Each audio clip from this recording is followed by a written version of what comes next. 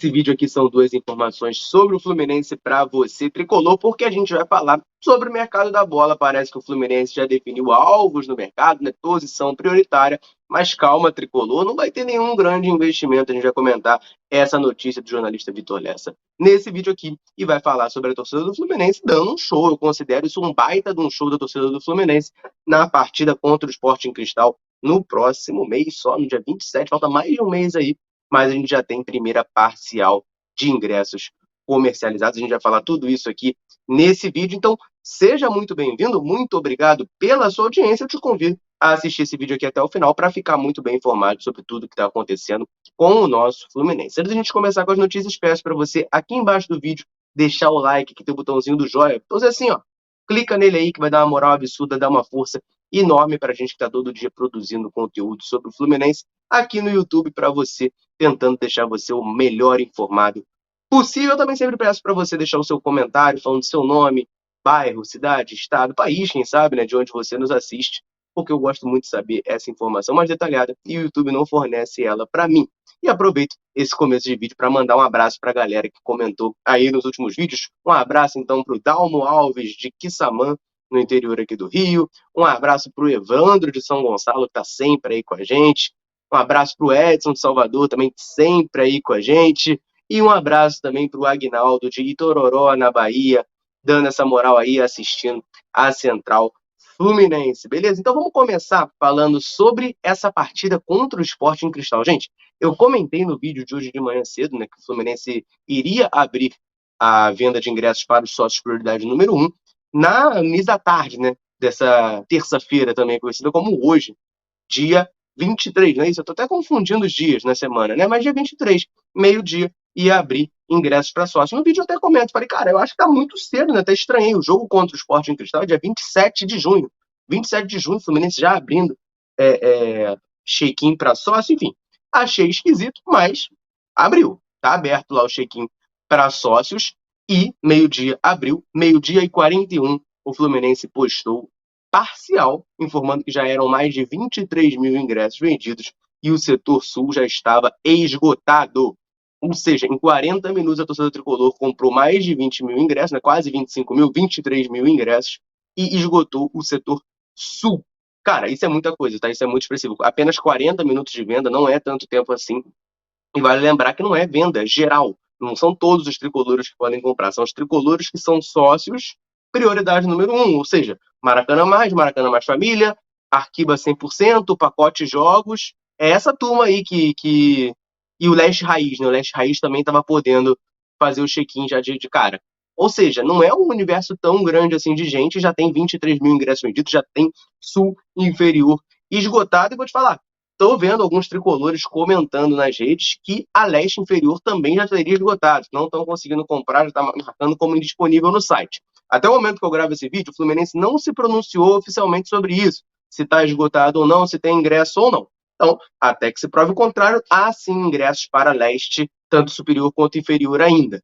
Beleza? Mas, setor sul, esse sim, o Fluminense já postou oficialmente esgotado e mais de 23 mil ingressos vendidos, número muito, muito bom da torcida do Fluminense, que tende a encher o Maracanã mais uma vez, nesse que vai ser o último jogo da fase de grupos da Libertadores. E espero que o Fluminense já chegue nessa partida classificada, seja uma partida festiva, né? O Fluminense já chegar classificado, chegar como primeiro colocado. Se ganha do The Strongest na quinta-feira, já se garante como primeiro colocado do grupo. Então esse jogo vai ser só festa mesmo, para se encontrar com os amigos, tomar cerveja e o Fluminense rodar o elenco.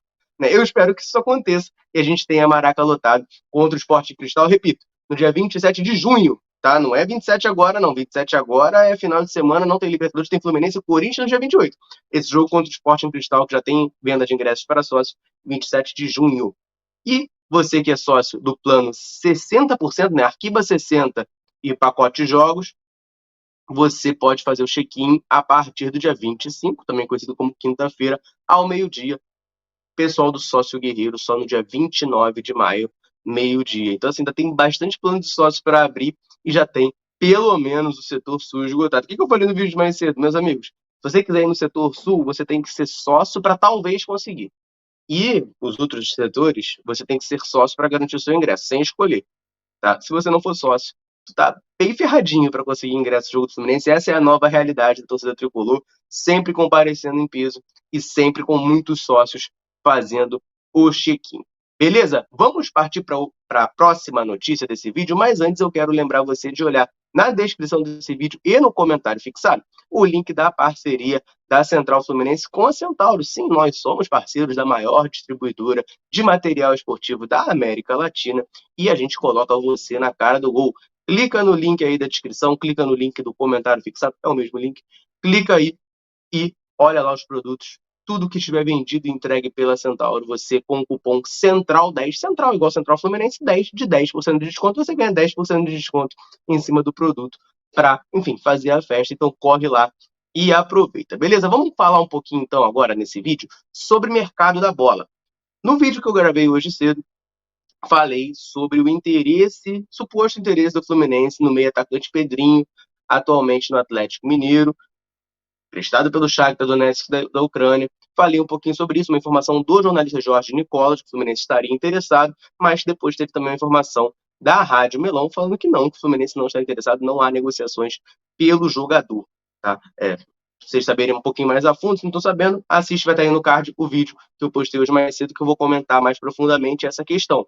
Mas acho que essa notícia já começou a ligar um pouquinho o alerta, porque o mercado, a janela abre no dia 3 de julho, e muita gente acho que já começou a perceber que o Fluminense precisa se reforçar para brigar nas três frentes, né? A gente tem algumas lacunas bem claras no elenco, agora com as lesões isso ficou escancarado, e aí a galera tá começando a perceber que o Fluminense tem que se reforçar. Saiu esse primeiro rumor do Pedrinho, a Rádio Melão negou, né? Disse que não tem nada disso, mas agora tem informação sobre a postura do Fluminense nesse mercado. Essa informação que eu vou trazer aqui é do Vitor Lessa, jornalista da Rádio Globo, tem um canal aqui no YouTube também, e ele trouxe essa informação sobre postura do Fluminense no mercado. E ele disse, cara, que o Fluminense até tá de olho, sim, em fazer contratações, tá, pro meio da temporada, mas que não vai ser nada muito estrondoso. O Fluminense vai mapear opções, a famosa contratação pontual, né? Vai fazer a contratação pontual de baixo custo, a oportunidade de mercado,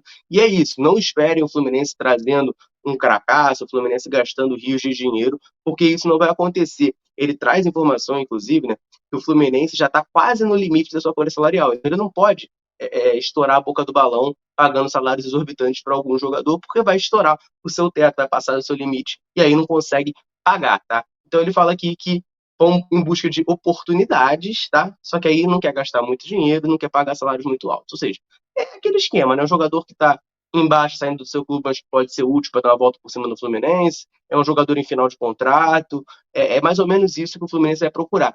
E nesse cenário, ele traz informação de qual é a posição que o Fluminense enxerga como prioritária para contratar. Ele diz que a lateral esquerda é enxergada, né, como uma posição que precisa sim de reforços mais urgentes, só que reforço, né, não vai ser nenhuma grande contratação. A grande contratação para a posição foi o Marcelo, mas tem toda aquela questão. Quando está em campo, joga muito, mas a gente sabe que o Marcelo não vai conseguir jogar todos os jogos, acaba sentindo fisicamente. Então, lateral esquerda é o principal alvo do Fluminense, mas a direção, a comissão técnica ainda vão conversar, né, sobre nomes, enfim, oportunidades e reforçando bastante. Contratação no meio do ano vai ser uma coisa pontual. É um jogador específico que pintou ali, ficou disponível, caberia bem no time do Fluminense, traz. É um outro que está saindo do seu clube e traz. É basicamente nesse sentido, tendo a lateral esquerda como prioridade. Como é que eu enxergo isso, gente? Eu acho que tem que contratar sempre a lateral esquerda. É algo que eu estou falando, na verdade, desde a janela do meio do início do ano.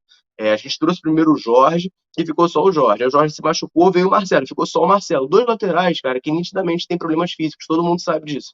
Então, eles podem não conseguir jogar todos os jogos, isso é completamente natural. E o Fluminense não tinha reserva. Dependia muito do Alexander jogando na lateral esquerda, só que o Alexander é craque. Ele ganhou a posição no meio e virou o nosso volante titular. E aí agora machucou, e aí abre uma outra lacuna. Fora isso, o outro que joga ali como reserva é o Guga, mas o Guga também é um reserva da lateral direita. Se o Samuel Xavier fica machucado, como já aconteceu nesse ano, se o Samuel Xavier é expulso, como já aconteceu esse ano, o Guga joga na direita, não tem que botar na esquerda, gente. Então, assim, a lateral esquerda é realmente uma posição prioritária, tem que ser mesmo, mas eu acrescento nessa lista aí, principalmente um atacante de lado. Depois que o Keno se machucou, a gente não tem quem botar ali. O Lima começou a jogar, logo depois que o Keno se machucou, mas quando abriu a vaga do Alexander, né, também machucado, o Lima virou segundo volante, já que o Martinelli estava fora, e aí ficou esse rodízio na ponta esquerda. Jogou John Kennedy, jogou Pirani, e muita gente pede para jogar o Lelê, mas ninguém conseguiu se firmar ainda. Então, eu enxergo que o Fluminense precisa trazer sim, mesmo que o Keno volte, não, o Keno está se recuperando de lesão, mesmo ele voltando, eu enxergo que o Fluminense tem que sim buscar um ponto esquerda para essa composição de elenco, para essa rotação, para disputar essa posição com o Keno. E aí as outras posições, um zagueiro, o Fluminense está em busca já há algum tempo, tem sim que trazer, tá? Porque já estava precisando de um zagueiro quando tinha todo mundo. Agora, o Vitor Mendes está suspenso por causa da operação penalidade máxima, né? Suspenso, o Fluminense suspendeu o contrato dele, tá? Afastou o jogador. Não está suspenso das atividades, ele pode atuar, mas o Fluminense optou por afastar o jogador. Então precisa trazer um zagueiro. Já precisava de um zagueiro quando ele estava disponível, imagina agora. Precisa trazer uns dois, ao meu ver, né? Mas beleza, pelo menos um zagueiro. Essa questão do meio-campo também. Você tem o Paulo Henrique Ganso, que é titular, tá jogando bem, mas os reservas dele não me inspiram confiança. Gabriel Pirani, Giovani e Arthur também é uma posição que eu olharia com muito carinho. Então, falei aqui, né? Na minha ordem de prioridade, lateral esquerda, um atacante de lado, zagueiro e um meia. É o que eu buscaria no mercado. Se o Fluminense vai ou não, a gente não sabe. O Vitor Lessa coloca apenas lateral esquerda como posição prioritária que o Fluminense enxerga e coloca como alvo no mercado do meio do ano. E agora eu quero saber de você que está assistindo esse vídeo. Quem que o Fluminense deveria contratar para lateral esquerda? Comenta aí, dá uma sugestão de quem que o Fluminense deveria trazer para a posição. Não é uma posição fácil de contratar, não, né? Enfim, deixe seu comentário, concorda com a minha análise? Quais posições você acha que o Fluminense precisa reforçar no meio do ano para continuar brigando por todos os títulos? Deixe seu comentário aí, não esquece de deixar o like, valeu? Eu vou ficando por aqui, um abraço, saudações tricolores, tamo junto!